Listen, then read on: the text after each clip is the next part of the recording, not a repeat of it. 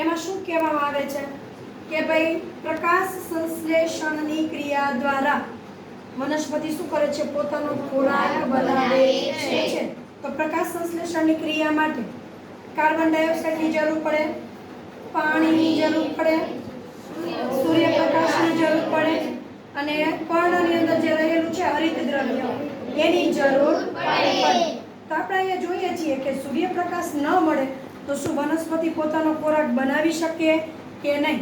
એના માટે તમે શું કર્યું? આપણે અહીંયા 2 પાંદડા લીધા છે, બરાબર છે? તો ચાલો, આ પાંદડું કયું હતું બેટા? સૂર્યપ્રકાશમાં રાખેલું હતું. અને આ પાંદડાને તમે કેટલા દી અંધારામાં રાખ્યું હતું? 3 દિવસ આ અંધારામાં રાખેલું પાંદડું છે એટલે એનો કલર કેવો થઈ ગયો છે? પીળો. અને આનો કેવો છે? લીલો. બરાબર છે. આપણે હવે આને ટેસ્ટ કરશું કે ભાઈ આ જે પીળો કલર થઈ ગયો છે, અહીંયા હું આયોડીન નાખું છું તો આનો કલર કાળો થાય છે? જોવો જોઈએ. થાય છે કાળો કલર? નથી થતું. હવે અહીંયા હું નાખીશ તો તમે જોવો જોઈએ. થાય છે? અહીંયા કાળો કલર થાય છે.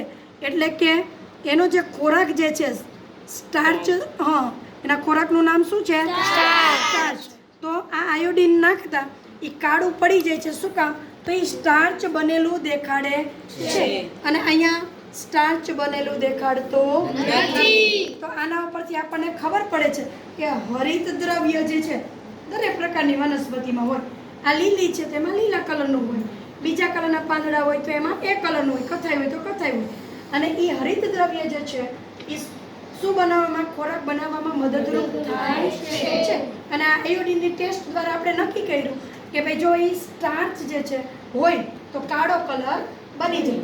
આપણે કાર્બોદિતીનની ટેસ્ટ કરી હતી, ખબર છે ને? તો એમાં આયોડીન નાખતા હતા કાળું પડી જતું હતું.